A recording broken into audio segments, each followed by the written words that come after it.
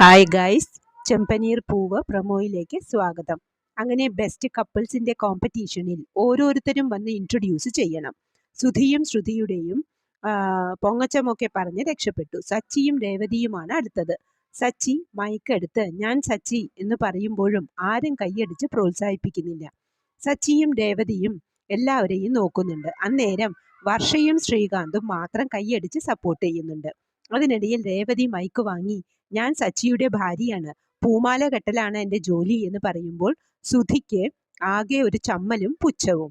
അത് കഴിഞ്ഞ് രണ്ടുപേരും കസേരയിൽ വന്നിരുന്നിട്ടും അവർക്ക് സന്തോഷിക്കാൻ കഴിയുന്നില്ല.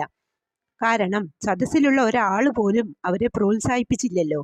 സച്ചി പതുക്കെ രേവതിയോട് പറയുന്നുണ്ട്, എന്താ രേവതി, നമ്മൾ സംസാരിച്ചപ്പോൾ ഒരാൾ പോലും കൈയടിക്കാഞ്ഞത്? ഇനിയിപ്പോ പന്തൽ ഒഴിഞ്ഞ പോലെ ആയല്ലോ, നമ്മളെ ആരും മൈൻഡ് പോലും ചെയ്യുന്നില്ലല്ലോ എന്നൊക്കെ പറയുന്നുണ്ട്.